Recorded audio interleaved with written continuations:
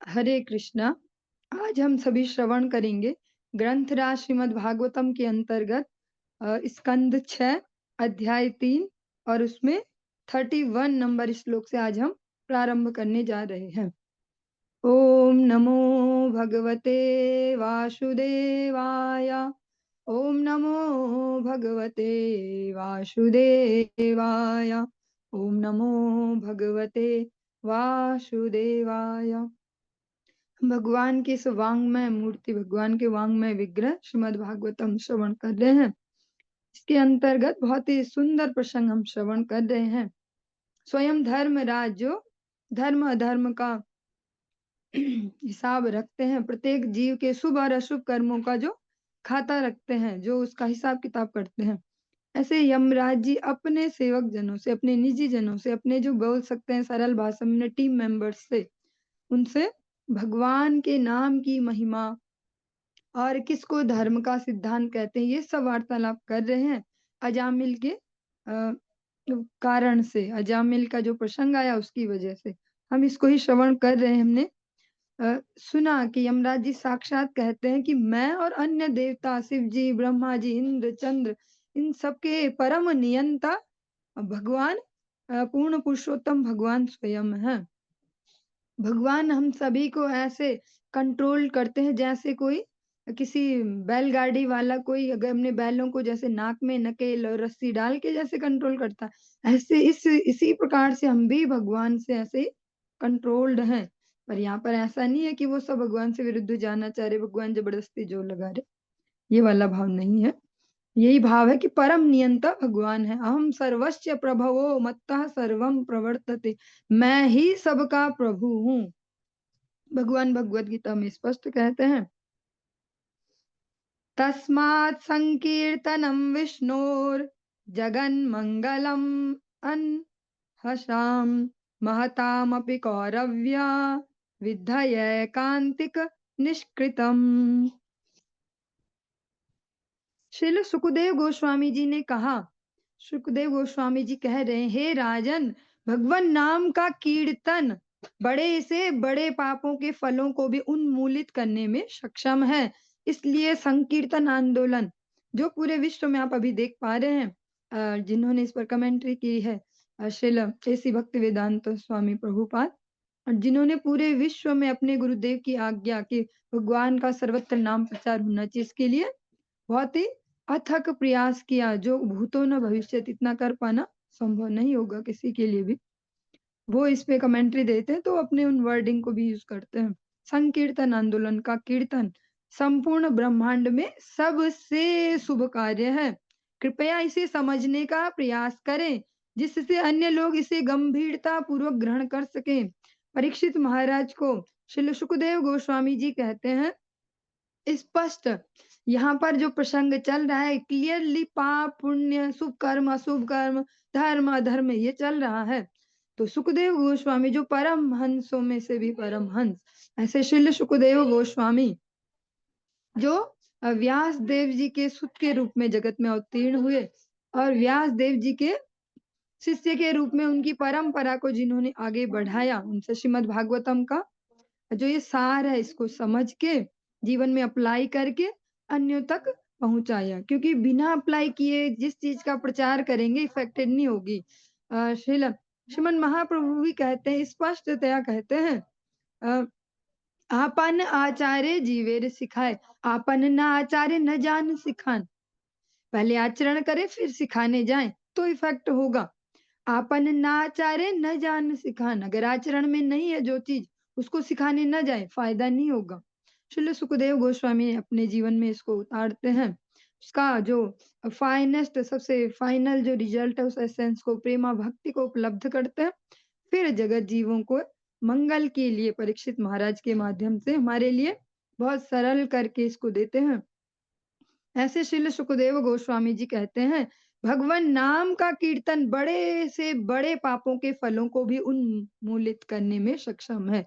भगवान का जो दिव्य नाम है, उसका जो उच्चारण है, चाहे वो जप के माध्यम से करे, चाहे वो संकीर्तन के माध्यम से करे, जो भगवान का नाम है उसका फल कितने ही बड़े से बड़े पाप हो, उनके जो प्रभाव है उनको भी समाप्त कर देंगे। इसमें हम एक बार फिर से स्मरण करते चलें, क्योंकि जो शास्त्र वचन है, जो महाजनों की वाणी है, वो कभी बासी नहीं होती कि हम बोर हो गए ये सुन-सुन के, बार-बार यही बोलते रहते हैं। ऐसा कभी नहीं होता, क्योंकि हर बार वो उतनी ही प्रभावी है।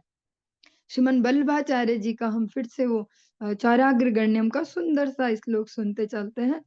यदीयनामापि हरत्यशेषम् गिरिप्रसारानपि पापराशिन् आश्चर्यरूपो ननु चारिदृक् दृष्ट्वा श्रुतो वा न मया कदापि। आपका जो दिव्य नाम है, वो एक नाम भी कोई पापी इतना सक्षम नहीं हो सकता कि मैं इतने पाप करता हूँ, मैं इतने पाप करता हूँ। कितने ही पाप कर ले, वो पापों का पहाड़ इकट्ठा कर दे, बहुत बड़ा पर्वत बना दे, लेकिन भगवान का नाम इतना फास्ट उसको ध्वंस कर देता है। एक दिव्य नाम, एक शुद्ध नाम भगवान का हो, वो तुरंत उस सारे पापों के ढेर को जला के राख कर देता है। सेकंड भी बहुत ज़्यादा होंगे उसके लिए, क्योंकि जो शुद्धता से अपराध रहित, और कंडीशन यही है, निरपराध नाम कैल, निरपराध होकर नाम करना होगा। अन्यों के लिए अलग-अलग विचार रखकर हृदय में, मन में, बुद्धि में, तब नाम जप करेंगे तो वो नाम अपराध की श्रेणी में ही आएगा और हमारी भौतिकता को बढ़ाएगा। भौतिकता को बढ़ाएगा मीन्स हमारे आस-पास जो अननेसेसरी थिंग्स और पर्सन्स, अ, अवांछित व्यक्ति, वस्तुएँ, परिस्थितियाँ आती जाएँगी और हमें लगेगा वाह! जब से माला जप शुरू की तो जीवन तो मस्त हो गया, अब तो जो ही सोचते हैं वही हो जाता है। बहुत बढ़िया हो गया उस दिन से हमारा ना, सब बढ़ गया, पैसा बढ़ गया, ऐसे परिवार वाले ऐसे ये वो मेरे अनुकूल। लेकिन जो शुद्ध नाम है वो भगवन नाम में प्रीति उत्पन्न करता है। शुद्ध नाम का रिजल्ट ही यही है। भगवन नाम में और रस देता है हमें। भगवान के नाम से हमें विरक्त नहीं करता, भगवन नाम में और रस देता है। भगवत जनों की सेवा के लिए उदारता देता है। विद्या ददाति विनयम। अगर भगवान के नाम जो सबसे चिद विद्या है भगवान का नाम, जिसके जीवन में ये आएगी तो विनय अवश्य आएगा। अगर विनय नहीं है तो फिर वो विद्या भी हमारे भी लाभ की नहीं है, विद्या विनय ही देती है। इसीलिए जो ये नाम संकीर्तन जो है, ये मूवमेंट, भगवान के नाम को स्प्रेड करना, सब तरफ फैलाना, सभी भगवान के नाम में लगे ऐसी इच्छा करना। सुखदेव गोस्वामी जी परीक्षित जी को कहते हैं ये सबसे शुभ कार्य है इस संपूर्ण ब्रह्मांड का। जैसे हम जैसे भौतिक एग्जांपल लेते हैं, नहीं बोलते कोई भी किसी अगर धन से अमीर व्यक्ति के पास जाता है तो तुरंत माइक लेके पूछते हैं, बताइए आपकी क्या सीक्रेट है आपकी सक्सेस के पीछे, बताइए ना। फिर वो बोल देते हैं कुछ भी आइडिया। कोई कह देता है अच्छा मेरी वाइफ ने जो मेरा सपोर्ट किया उससे हुआ, कोई कहता है मेरी फैमिली ने सपोर्ट किया ऐसे हुआ, कोई कहता है कि मेरे उसने मुझे ऐसे सिखाया, या एक ऐसा इंसिडेंट हुआ उससे ऐसा हुआ, कि आप हमें सार बताइए, किसी भी फील्ड में कोई हो। ऐसे जब शुभ कर्मों का सबसे बड़ा निचोड़ पूछा जाए कि क्या है ऐसा शुभ कर्म कि बस उसके बाद कोई शुभ कर्म रह नहीं जाता करने को, मतलब जो सबसे ज्यादा फ्रूटफुल शुभ कर्म है ना, जिससे सब ज्यादा रिजल्ट मिलेगा, ज्यादा फायदा जिससे होने वाला है, ऐसा शुभ कर्म कौन सा है? तो सुखदेव गोस्वामी जी कहते हैं ऐसा सबसे ज्यादा फलदायी शुभ कर्म, आप बहुत सारे शुभ कर्म कर सकते हैं, अब हम सभी को ही पता है बहुत सारे, ये करो वो करो, अभी मैं ये और वो इनके नाम नहीं लूंगी, बुरे लग सकते हैं, तो सभी अपने-अपने हिसाब से समझ सकते हैं। लेकिन जो सबसे फाइनेस्ट शुभ कर्म है, वो क्या है? भगवान के नाम का प्रचार, भगवान के नाम में सबको ओत-प्रोत करना, भगवान के नाम में सबके हृदयों को लगा देना। अ, इस हम अपने व्यवहार से कर सकते हैं, अपने आचरण से कर सकते हैं, उन्हें प्रेम दे के कर सकते हैं। अलग-अलग फ़ॉर्मूला अलग-अलग व्यक्ति के लिए होता है, कौन किस प्रकार से लगे, और ये सबसे बड़ा शुभ कर्म है। जो गुरुओं के भी गुरु जो कह सकते हैं सबसे हमेशा जो रहने वाले ऐसे आदि गुरु, ऐसे जो आदि गुरुओं की जो सीट पर है, ऐसे अनंत देव, जब वो नित्यानंद प्रभु के रूप में आए तो पाती याचे नाम हट जीवेर कारण, उन्होंने क्या किया? नाम का हट खोला, नाम का बाजार, हाट यहाँ हम बोलते हैं ना हाट लगी आज, वहाँ इस बार को हाट लगती है ऐसे। तो वहाँ नाम हट, हट उसको ही बोल रहे हैं बाजार। नाम का बाजार ही खोल दिया नित्यानंद प्रभु ने कि बस अच्छा यहाँ ना बाजार में क्या होता है लेना देना। तुम भगवान का नाम लो, तुम गौर हरि बोलो और मुझे खरीद लो, उसके बदले मैं मिल जाऊंगा तुम्हें, मैं कुछ भी कर लूंगा तुम्हारे लिए जो तुम चाहो ऐसे। या तुम्हें जो भी चाहिए फिर वो हो जाएगा ऐसे। हर प्रकार से सबको नाम जप में लगाना। जैसे कुशल जो व्यवसायी होता है, जो सामान किसी जो बेचता है, उसकी कुशलता इसमें ही है। चाहे वो मीठी मीठी बातें बोले, चाहे दूसरे के कड़वे वचन सुने, कैसे भी उसको सेल कर दे अपना प्रोडक्ट, ना सामान बेच दे उसको कैसे भी। तो नित्यानंद प्रभु ने नाम का हट खोला। ऐसे भगवान भोलेनाथ जो हैं वो नाम का उन्होंने भी हट खोला। इसलिए उन्होंने लेकिन अलग अलग वे में खोला है। जो उन्हें जिस भाव से भज रहे हैं उनको उसी हिसाब से आगे बढ़ाते जा रहे हैं। तो जो भी हमारे अ, जो आदि गुरु हैं इन चारों संप्रदाय के, उन सबने ये नाम के हट खोले और उनकी परंपरा में जो गुरुजन आए उन्होंने भी नाम के हट खोले। सभी नाम के हट खोल रहे हैं कि सब नाम, बस नाम पहुंचाओ, सारी दुनिया में हमारा प्रोडक्ट जाना चाहिए। और यही सारे ब्रह्मांडों में जो निचोड़ है, सबसे बढ़िया कर्म क्या है? शुभ कर्म। ये यमराज जी भी कह रहे हैं और सुखदेव गोस्वामी जी कह रहे हैं, क्योंकि ये ब्रैकेट के अंदर ब्रैकेट चलती है ना श्रीमद् भागवतम, इन्होंने इनको सुना, इन्होंने इनको। तो ये सभी कह रहे हैं कि इस ब्रह्मांड का सबसे शीर्षस्थ, सबसे ऊंचा शुभ कर्म है भगवान का नाम किसी को दे देना, किसी को भगवान के नाम में लगाना। जो भक्तों में शिरोमणि है, जो अ, भक्तों में जो शिरोमणि है, ब्रज गोपियां, राधा रानी जिनके केंद्र में है, वे सभी मिलके राधा रानी समेत इसको कहती हैं, तव कथामृतम तप्त जीवनम कविभिरीडितम कल्मषापहम श्रवणमंगलम श्रीमदाततं भुवि गृह्णन्ति ते भूरिदा जना। सबसे बड़े दानी जिनको बोले कि अच्छा इन्होंने ये दान किया, ये महान, नहीं इन्होंने ये किया है, ये इनसे बड़े, ऐसे बड़े। सबसे बड़े दानी कौन है? भूरिदा जना। आपकी कथा का दान करते हैं। कथा क्या है? भगवान के नाम रूप गुण इन सब का किसी को वर्णन कराना, किसी की रुचि इनमें उत्पन्न कर देना। गोपी जन कहते हैं राधा रानी समेत कि जो ऐसा करते हैं वो सबसे बड़े दानी हैं। और ये भूरिदा जना, ये सबसे बड़ा दानी होना, सबसे बड़ा शुभ कर्म ना, छोटा नहीं है।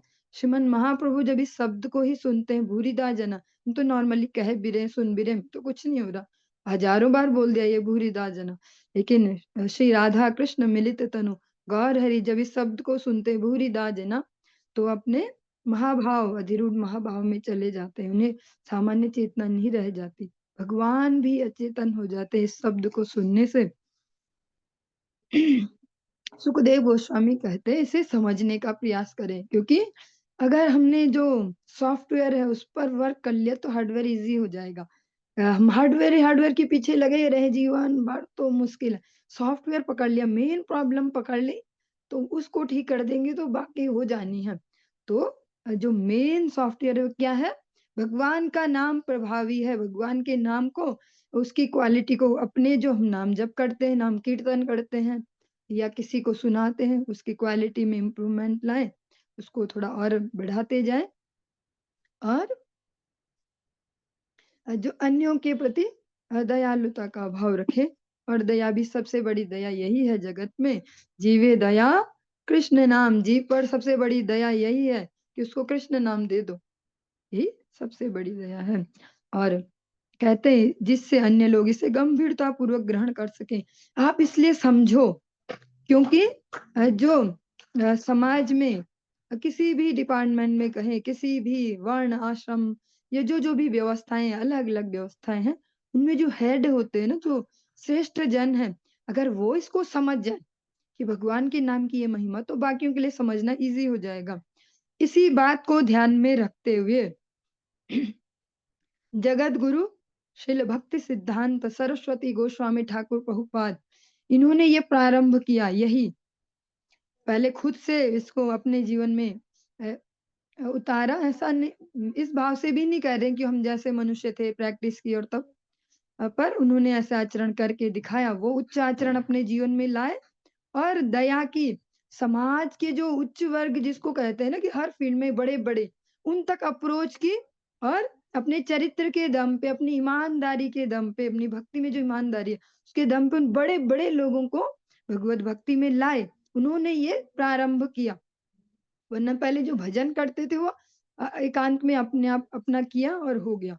प्रचार वाला ही मूवमेंट नहीं था। भक्तिविनोद ठाकुर जी ने इसके लिए सोचा, प्रयास किए और फिर ऐसे एक विद्यार्थी को तैयार किया। श्रील जगत गुरु भक्ति सिद्धांत सरस्वती गोसाई ठाकुर प्रभुपाद, जो इसको प्रैक्टिकली अप्लाई करवा पाए। उन्होंने यहाँ से इसको प्रारंभ किया। बड़े-बड़े उच्च उच्च वर्ग तक भगवान नाम की महिमा को भेजना, उनको समझाना। अगर वो कर लेंगे तो नीचे वाले उन्हें देख-देख के कर लेंगे। अच्छा वो भी करते हैं? अच्छा भई ऐसी बात है ऐसे। और फिर उनकी परंपरा में हम देखते हैं जैसे अ श्री चैतन्य मठ फिर इस्टेब्लिश हुआ, फिर अनेक-अनेक शाखाएँ श्री चैतन्य गौड़ीय मठ, श्री गौड़ीय वेदांत समिति, इस्कॉन, ऐसे अनेक-अनेक जो गौड़ीय संस्थाएँ हुई, ये सभी इसी प्रयास में लगे हैं। उच्च वर्ग और निम्न वर्ग सबको साथ लेते-लेते भगवान नाम का प्रचार कर रहे हैं। निम्न वर्ग खुद से लग नहीं पाएगा, उनके प्रति भी दयालु हैं। उच्च वर्ग पे जोर लगाना पड़ेगा, वहाँ भी जा रहे हैं और ऐसे में फिर संपूर्ण समाज को ही कवर कर रहे हैं। मेन यही है कि हम खुद से इसको समझें, तब दूसरों को समझा पाएँगे। इसीलिए कह रहे हैं कृपया इसे समझने का प्रयास करें, जिससे अन्य लोग इसे गंभीरतापूर्वक ग्रहण कर सकें। जिस-जिस अमाउंट में हम समझते जाएँगे, उतना हमारे जो समझाना है उसमें ज़ोर कम लगते जाएगा। क्योंकि जब रियलाइज़ेशन में नहीं होता है जो, उसको केवल मुँह से उच्चारण करते मेंढक जैसा, तो फिर वो इफ़ेक्ट नहीं डालता। जितना हमारे जीवन में आते जाएगा, उतना दूसरों को हम उसे डिलीवर करने में हमारे लिए आसानी होगी।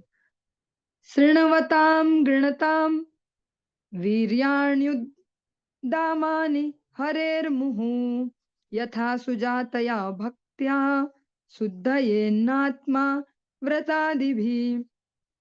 जो व्यक्ति भगवान नाम का निरंतर श्रवण तथा कीर्तन करता है और श्री भगवान के कार्यों का श्रवण तथा कीर्तन करता है, वह बहुत ही सरलता से शुद्ध भक्ति पद को प्राप्त कर सकता है, जो उसके हृदय के मैल को शुद्ध करने वाला है। केवल व्रत रखने से तथा वैदिक कर्म कांड संपन्न करने से ऐसी शुद्धि प्राप्त नहीं की जा सकती। जो मन का मैल है ना, जो अनेक लोग डायलॉग बोलते हैं, मन साफ होना चाहिए। बाकी ये ड्रामा ढोंग करके क्या फ़ायदा, माला जपो या ऐसा कुछ भी दिखावा करके। तो जो मन साफ है, हमने इससे पहले भी श्रवण किया ये, जब विष्णुदूत भी समझा रहे थे यमदूतों को, तब भी श्रवण किया, अभी भी। जो जिसको कहा जा रहा है मन का मैल, मन साफ होना चाहिए। बाकी क्या है रोज़-रोज़ गंगा जी जाओ, ये करो, वो करो, ये ड्रामाबाज़ी करो, हाँ? ऐसे नहीं है, मन साफ होना चाहिए। लेकिन मन साफ होता कैसे है? मन साफ होता है भगवान नाम का निरंतर श्रवण और कीर्तन करने से, भगवान के जो पवित्र कीर्ति है उसका गुणगान करने से, श्रवण करने से। अन्य इसका कोई उपाय नहीं है। कोई भी व्रत सो कॉल्ड हम कर लें, मन व्रत कर रहे हैं, हम ये करते हैं, हम वो करते हैं, ऐसा-ऐसा वो कर लें या वैदिक कर्म कांड कर लें। कर्म कांड में जो अनेक-अनेक कह सकते हैं प्रायश्चित की विधियाँ हैं, जी ऐसा हो गया आपसे तो आप ऐसा कर लो वैसा। इनसे मन साफ नहीं होता, ये एक और कर्म की परत चढ़ गई, पर इनसे मन साफ नहीं होता। मन साफ कैसे होता है? भगवान नाम का श्रवण और कीर्तन करने से, भगवान की पवित्र कीर्ति का श्रवण और कीर्तन करने से और भगवान के चरणों में से शुद्ध भक्ति उत्पन्न होगी। शुद्ध भक्ति की ओर लग पाएँगे, उस लाइन में चल पाएँगे, धीरे-धीरे ही सही पहुँचेंगे तो कभी अगर रास्ता चलेंगे। जब इस पर चलेंगे तो तभी हृदय की मैल शुद्ध होगी।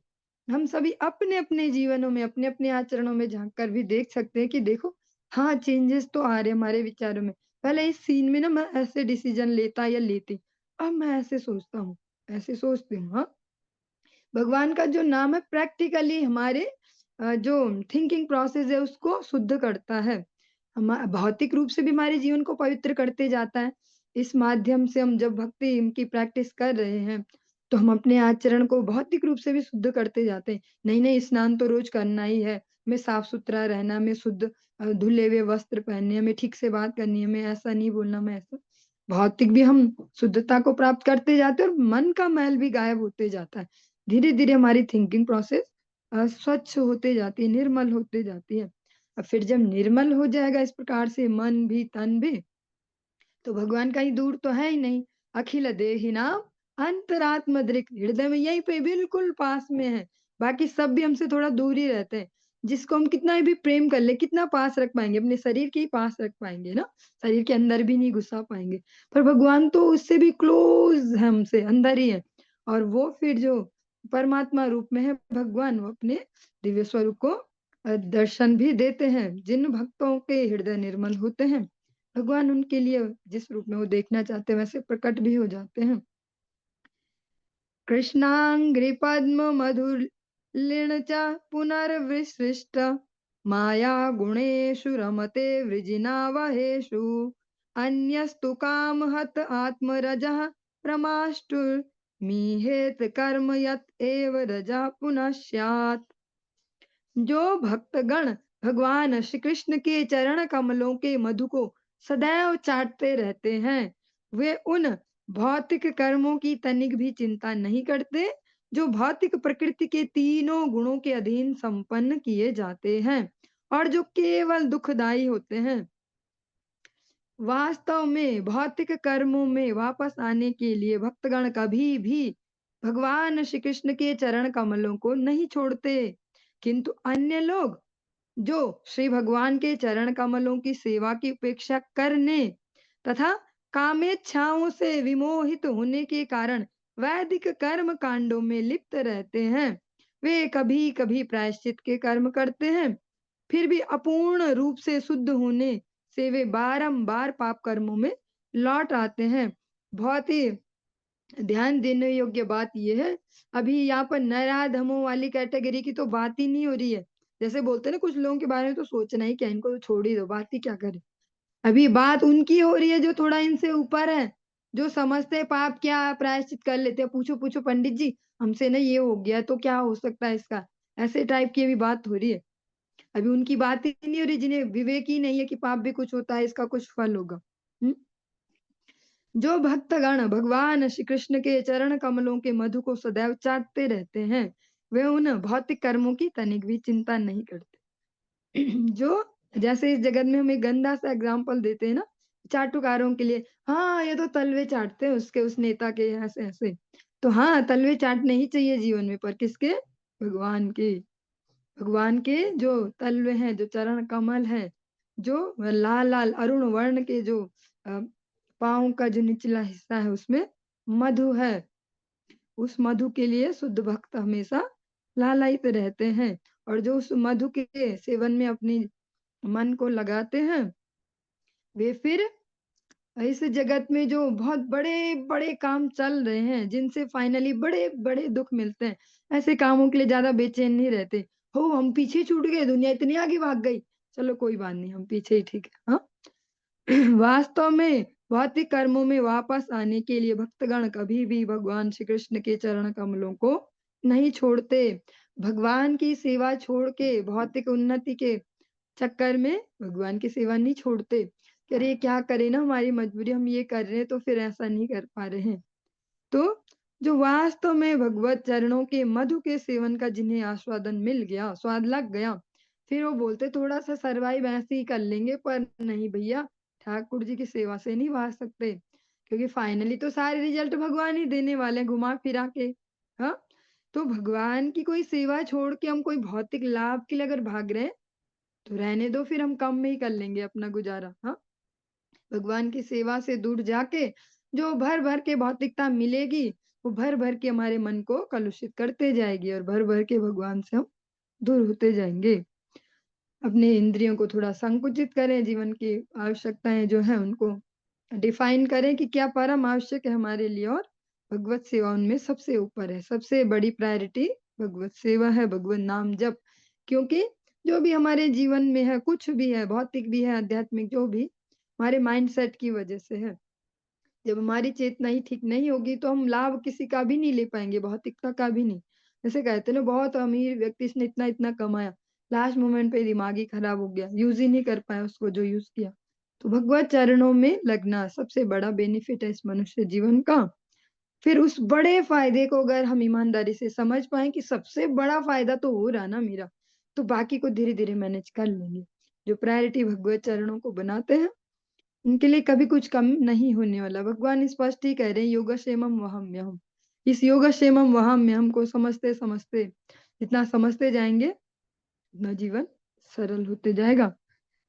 जो अपने इन सुखदेव गोस्वामी जी कहते हैं, जो प्रायश्चित टाइप कुछ करते रहते हैं ना, वैदिक कर्म कांडों के हिसाब से हमसे ये गलती हुई तो इसका ये, उनके मन कभी शुद्ध नहीं होंगे। वे कर्म के ऊपर एक और कर्म, एक और कर्म, जैसे जंजीरें हैं, अच्छा लोहे की है, ये तांबे की है, ये इसकी है, पर जंजीर तो जंजीर। ऐसे ही कर्म के ऊपर अन्य कर्म चढ़ाते जाएँगे और इस प्रकार से जब मन की शुद्धि नहीं होगी, चेतना की शुद्धि नहीं होगी, फिर से अपनी उन अपूर्ण भौतिक इच्छाओं के लिए बारंबार भौतिक शरीर ग्रहण करते रहने होंगे। इत्थं भर्तृगदितं भगवन्महित्वं संस्मृत्य विस्मितधियो यमकिङ्करास्ते नैवाच्युताश्रयजनं प्रतिशङ्कमाना द्रष्टुं च बिभ्यति ततः प्रभृति स्म राजन्। अपने स्वामी के मुख से श्री भगवान की अद्वितीय महिमा तथा उनके नाम, यश तथा गुणों के विषय में सुनकर यमदूत आश्चर्यचकित रह गए। तब से जैसे ही वे किसी भक्त को देखते हैं, तो वे उससे भयभीत होते हैं और उसकी ओर फिर से देखने का साहस नहीं करते। यमदूतों ने सुना नहीं था आज तक ये, ऐसा-ऐसा, कभी ऐसा सीन नहीं आया था ना ये। जो अजामिल वाला प्रसंग है, ये एक बहुत बड़ा अपवाद स्वरूप हुआ ना, आज से पहले कभी नहीं हुआ था। जो पापी होते थे, वो पापी ही होते थे और चले गए, उनका हो गया निपटारा। जो भक्त हैं, वो भक्त ही होते थे। अजामिल का थोड़ा डिफरेंट केस निकला। पहले भक्त थे, पहले शुद्ध आचरण था, फिर पतित हो गए, फिर लास्ट मोमेंट पे भगवान का नाम अचानक मुँह पे भी आ गया। तो थोड़ा अपवाद सा वो केस आ गया। तो फिर जब ऐसे अपवाद वाली कोई स्थिति आती है, तो कुछ नया जानने को मिलता है। तब यमदूतों को ये सुनने को मिला, भगवान के नाम की महिमा, भगवान के जनों की महिमा, उनके संग की महिमा। भगवान के नाम, यश और गुणों के बारे में उनको सुनने को मिला, तो वो आश्चर्यचकित हो गए। इससे पहले तो कभी नहीं सुना था हमने ऐसा और उसके बाद से वो सेंसिटिव हो गए। ओह! ये दिख रहे हैं भक्त टाइप, दूर ही रहो इनसे, हाँ? इनको देखो ही मत, बस इधर देखो ही मत। इधर हमारा फील्ड नहीं है, फोकस ऑन योरसेल्फ। हमारा फील्ड इधर है, पापी जन जो होंगे उधर। इतिहासमिमं गुह्यं भगवान् कुम्भसम्भवः कथयामास मलया आसीनो हरिमर्चयन्। जब कुंभ के पुत्र अगस्त्य मुनि मलव मलय हरे कृष्ण थोड़ी मिस्टेक हो गई उच्चारण में। जब कुंभ के पुत्र अगस्त्य मुनि मलय पर्वत पर निवास कर रहे थे और पूर्ण पुरुषोत्तम भगवान की पूजा कर रहे थे, तो मैं उनके पास गया और उन्होंने मुझे यह गुह्य इतिहास बतलाया। सुखदेव स्वामी जी इस प्रकार से कहते हैं कि जो ये गुह्य इतिहास है, जैसा कि हम बार-बार श्रवण कर रहे हैं, श्रीमद् भागवतम जो है, वो हिस्ट्री कलेक्शन है, वो वास्तविक हिस्ट्री है। हमने बचपन से जो हिस्ट्री पढ़ी है, वो मनुष्यकृत है और हमारे को एक अलग सी मेंटल कंडीशनिंग देने के लिए डिज़ाइन की गई है। वो विशेष रूप से डिज़ाइन की गई है भारत देश के नागरिकों के लिए कि ऐसा ही समझें ये, ऐसे इनके दिमाग बन जाए। लेकिन जो वास्तविक इतिहास है, श्रीमद् भागवतम इतिहास हमारा वास्तविक है। इसमें अलग-अलग ब्रह्मांडों के अलग-अलग ग्रहों में अलग-अलग समय पे जो बहुत ही बड़े-बड़े, सुंदर-सुंदर इतिहास हैं, वो कलेक्ट करके इसमें हैं, इस फॉर्म में और ताकि हम उनको ठीक से उनसे शिक्षा ले पाएँ और सरल कर पाएँ जीवन को। क्योंकि हम हर दिन, हर व्यक्ति जोर लगा रहा है ना, जो सेंसिटिव बुद्धि वाले हैं, वो हर दिन जोर लगा रहे, जीवन सरल कैसे हो? ऐसे अच्छा ऐसे सरल कर लो या जो थोड़ी कॉम्प्लिकेटेड बुद्धि वाले, वो भी जीवन को सरल करना चाह रहे। अच्छा, इस मशीन से ना ऐसा हो जाएगा। ओह! हाँ, हाँ, हमने सुना है कि अपना गेट भी खुद लॉक नहीं करना पड़ेगा, इसको वो मशीन लगा लो, उसको बोल दो वो कर देगी। अच्छा ऐसे-ऐसे वो भी सरल करने में लगे हैं। तो जब हम ऐसे हिस्ट्री सुनेंगे, तो जीवनों को सरल करने में बहुत बड़ी मदद मिलेगी। क्योंकि जब हमारे विचारों की धुलाई होगी, विचारों से ही तो सब चल रहा है। सबसे ऊपर इस पूरे इतने बड़े शरीर में सबसे ऊपर दिया मस्तिष्क। मस्तिष्क के अंदर जो चल रहा है, जो विचार, जो हमारी थिंकिंग प्रोसेस, वही हमारे जीवन में रिफ्लेक्ट हो रही है। जब उसकी धुलाई हो जाएगी, तो बाकी सब ईज़ी हो जाएगा। इस प्रकार से जो ये हमारा तृतीय अध्याय है, यमराज जी ने जो अपने दूतों को उपदेश दिए, ये तृतीय अध्याय संपूर्ण हुआ और हम चतुर्थ अध्याय में आज प्रवेश करते हैं। इसमें हम श्रवण करेंगे प्रजापति दक्ष द्वारा श्री भगवान से की गई हंस गुह्य प्रार्थनाएं। श्रीराजोवाच श्रीराजोवाच देवासुरनृणां सर्गो नागानां मृगपक्षिणां सामासिकस्त्वया प्रोक्तो यस्तु स्वायम्भुवेन्तरे तस्यैव व्यासमिच्छामि ज्ञातुं ते भगवन् यथा अनुसर्गं यया शक्त्या ससर्ज भगवान परः। ये एक और दो श्लोक इसमें लिए गए हैं। कृपा प्राप्त राजा ने, कृपा प्राप्त राजा में परीक्षित महाराज श्रील सुखदेव गोस्वामी से कहा, हे प्रभु, देवता, असुर, मनुष्य, नाग, पशु तथा पक्षी स्वयंभू मनु के शासन काल में उत्पन्न किए गए थे। आपने इस सृष्टि के विषय में संक्षेप में जो तृतीय स्कंद हमने श्रवण किया था वहां कहा था। अब मैं इसके विषय में विस्तार से जानना चाहता हूँ। मैं पूर्ण पुरुषोत्तम भगवान की उस शक्ति के विषय में भी जानना चाहता हूँ जिससे उन्होंने गौण सृष्टि की। परीक्षित महाराज अभी सारी टेंशन, सारे डर भूल के वहां बैठे। वो भयभीत आत्मा बन के वहां नहीं बैठे, कब आ जाएगा, किधर से आ जाएगा, मुझे डसेगा और मैं मर जाऊंगा, ऐसा नहीं सोच रहे। अभी एक ही जगह फोकस कर रहे हैं क्योंकि उन्होंने बहुत शुद्धता से जीवन जिया। जीवन के हर जो पक्ष है, हर क्षेत्र है, उसको धैर्य से अच्छी मानसिकता के साथ जिया है। तो वो इसको भी स्वीकार करके ठीक से ही है। यहाँ पे हम जैसे विचलित नहीं है। अगर हमें अभी भी कोई छोटी सी बात भी बता दे, अच्छा जैसे भविष्य देखते हैं ना, हर दिन कुछ लोगों को ऐसा भी चाव होता है, हर दिन न्यूज़पेपर या टेलीविजन, सुनो ये राशि है तो इसका क्या होने वाला है, ऐसे ऐसा। तो अगर हमें कोई बता दे आज आपको सर पे कुछ गिर के चोट लगने वाली है, तो अब हम सारा दिन भर कुछ भी कर पाएंगे चैन से? ये पता नहीं अभी कि चोट लगेगी कितनी, ऐसे छोटी सी लग जाएगी या बहुत बड़ी लगे, कुछ नहीं, तो फिर भी हम सारे दिन भर बेचैन रहेंगे ऐसे, कहाँ से पता नहीं कहाँ से क्या आने वाला और कब आएगा कुछ भी नहीं पता है, सारा दिन उसमें ही चला जाएगा, कुछ भी चैन से नहीं कर पाएंगे। पर परीक्षित महाराज दृढ़ता से, धैर्य से चित्त स्थिर करके वहां बैठे हैं और दृढ़ता से, धैर्य से ही श्रवण भी कर रहे हैं और पूरा फोकस भी है। क्या सुना दिया, क्या कम में ही बोल दिया, क्या किसको ढंग से बोला, क्या मैं और सुनना चाहता हूँ, सब। तो फिर से अब याद करते हैं, जैसे एक प्रसंग कंप्लीट हुआ तुरंत याद करते कि आपने वो ना कम कम ही सुनाया था, अब जरा मुझे उसको अच्छे से सुना दो जो आपने ये वर्णन सुनाया था।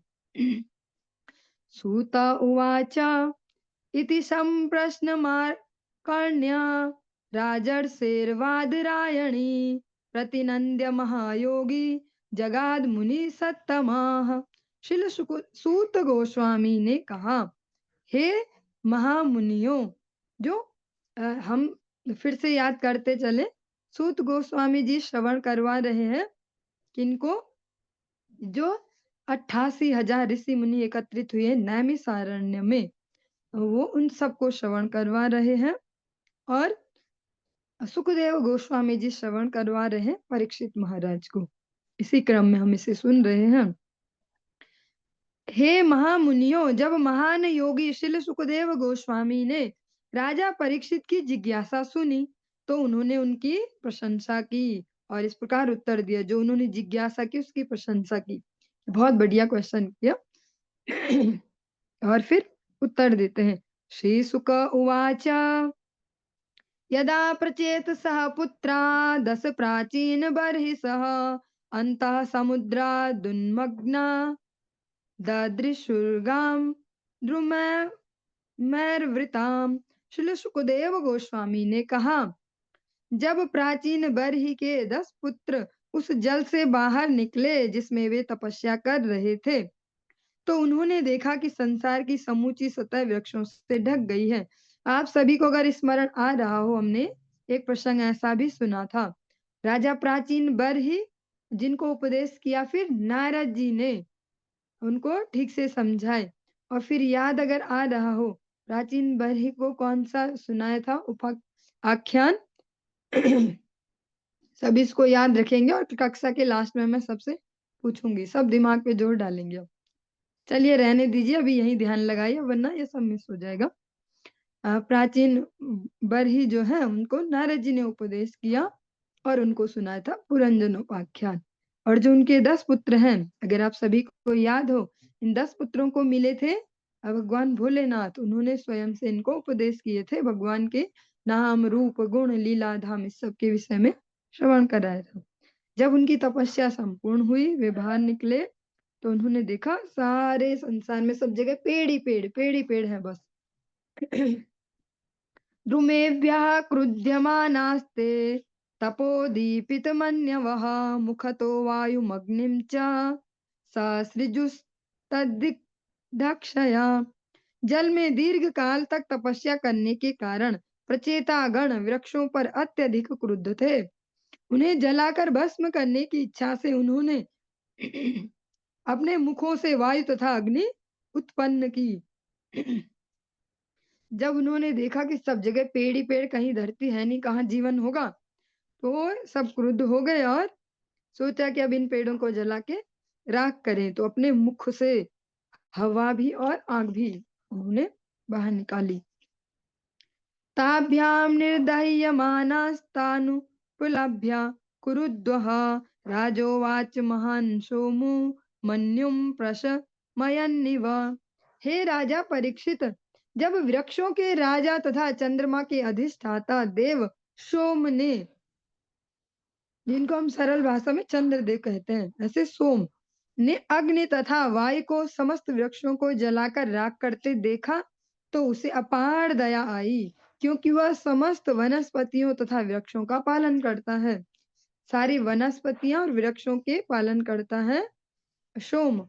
ये बहुत सुंदर सा, हमारे लिए बहुत सुंदर सी जानकारी भी है कि जो पेड़ पौधों से प्रेम करते हैं उन पे चंद्रदेव की कृपा बनी रहती है और मन भी उनके थोड़े नियंत्रण में रहेंगे। प्रचेताओं के क्रोध को शांत करने के लिए सोम ने इस प्रकार बोला, न द्रुमेभ्यो महाभागा दीनेभ्यो द्रोधुमर्हथ विवर्ध यशवो यूयम प्रजानां पतयः स्मृताः। हे भाग्यवान महाशयों, तुम लोगों को चाहिए कि इन बेचारे वृक्षों को जलाकर भस्म न करो। तुम लोगों का कर्तव्य नागरिकों के लिए समस्त समृद्धि की कामना करना तथा उनके रक्षक के रूप में कार्य करना है। अहो प्रजापति पतिर्भगवान हरिरव्ययः वनस्पतिनोषधीश्च ससर्जोर्जमिषं विभु। पूर्ण पुरुषोत्तम भगवान श्री हरि समस्त जीवों के स्वामी हैं, जिनमें ब्रह्मा जैसे सारे प्रजापति सम्मिलित हैं। चूंकि वे सर्वव्यापक तथा अविनाशी स्वामी हैं, अतः उन्होंने अन्य जीवों के लिए खाद्य वस्तुओं के रूप में इन समस्त वृक्षों तथा शाकों को उत्पन्न किया है। वे उन्हें उपदेश भी क्या देते, उन्हें समझाते भी क्या, ऐसा नहीं कहते तुम्हारा दिमाग खराब है, तुम क्या कर रहे हो, ये पागल हो गए, ऐसा ऐसा कहते हैं। पूर्ण पुरुषोत्तम भगवान श्री हरि समस्त जीवों के स्वामी हैं, जिनमें ब्रह्मा जैसे सारे प्रजापति सम्मिलित हैं। भगवान श्री हरि ही सभी जीवों के वास्तविक स्वामी हैं, क्योंकि वे सर्वव्यापक तथा अविनाशी हैं। भगवान सब जगह व्याप्त हैं और कभी न नष्ट होने वाले हैं। अतः उन्होंने अन्य जीवों के लिए खाद्य वस्तुओं के रूप में, बहुत ही सुंदर शब्द है ये, जैसा हम प्रैक्टिकली कह भी देते हैं कि भैया मांस खाने में क्या बुराई है, ऐसा ऐसा किसी का भोजन है ऐसा। उन्होंने अन्य जीवों के लिए खाद्य वस्तुओं के रूप में इन समस्त वृक्षों तथा शाकों को उत्पन्न किया है। भगवान ने स्पेशली जो वनस्पतियाँ उत्पन्न की हैं, वो इसी पर्पज़ से उत्पन्न की हैं। उनमें वैसी वाली चेतना डाली है, जैसा हम कहते हैं ना पाप हो जाता, पाप हो जाता है। हाँ, पाप तब है जब उस जो भी फल, सब्ज़ी जो भी हम भगवान को बिना अर्पण किए उसको पाले तब पाप लगता है। अगर हम भगवान को अर्पित करके उसको पाएँ, तब पाप नहीं है क्योंकि भगवान ने उत्पन्न ही इसी पर्पज़ से उसको किया है कि अन्य जो है उसको ने उससे सुधा तृप्ति कर पाएँ, पोषण ले पाएँ। अन्नं चराणामचरा यपदः पादचारिणाम् अहस्ताहस्तयुक्तानां द्विपदां च चतुष्पदः। प्रकृति की व्यवस्था के द्वारा फलों तथा फूलों को कीड़ों तथा पक्षियों का भोजन माना जाता है। घास तथा अन्य बिना पैर वाले जीव गायों तथा भैंसों जैसे चौपायों के भोजन के लिए है। वे पशु जो अपने अगले पैरों को हाथों की तरह काम में नहीं ला सकते, पंजों वाले बाघ पंजों वाले बाघों जैसे पशुओं के भोजन हैं तथा हिरन एवं बकरे जैसे चौपाए जानवर तथा खाद्यान्न भी जो है वो भगवान ने निर्मित किए। यूयं च पित्रान्वादिष्टा देवदेवेन चानघाः प्रजासर्गाय हि कथं वृक्षान् निर्दग्धुमर्हथः। हे शुद्ध हृदय वाले, तुम्हारे पिता प्राचीन बरहि तथा पूर्ण पुरुषोत्तम भगवान ने तुम सबको प्रजा उत्पन्न करने का आदेश दिया है।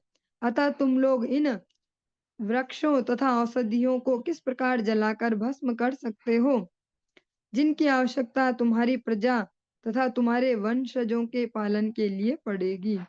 फाइनली जो वनस्पतियां हैं वे सभी के पालन पोषण के लिए बेसिक वस्तु है। अगर इनको नष्ट कर दोगे तो फिर औषधि भी नहीं मिल पाएगी, भोजन भी नहीं मिलेगी। फिर जो आपकी जनता है वो कैसे सर्वाइव करेगी। इस प्रकार से सोम उनको कहते हैं।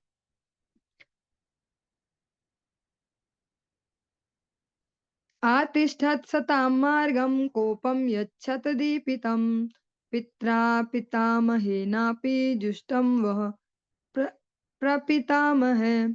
तुम्हारे पिता पितामह तथा परदादाओं ने जिन अच्छाई के मार्ग का अनुसरण किया था वह प्रजा के पालन करने का था, जिसमें मनुष्य पशु तथा वृक्ष सम्मिलित हैं। तुम लोगों को उसी मार्ग का पालन करना चाहिए। व्यर्थ का क्रोध तुम्हारे कर्तव्य के विरुद्ध है। अतएव मेरी प्रार्थना है कि तुम लोग अपने क्रोध को नियंत्रित करो। क्रोधी व्यक्ति से क्रोध में ही नहीं कह रहे, उसको शांति से ही समझा रहे हैं। चलिए आज के इस प्रसंग को हम यहीं विश्राम देंगे, आगे कल कंटिन्यू करेंगे। हरे कृष्ण।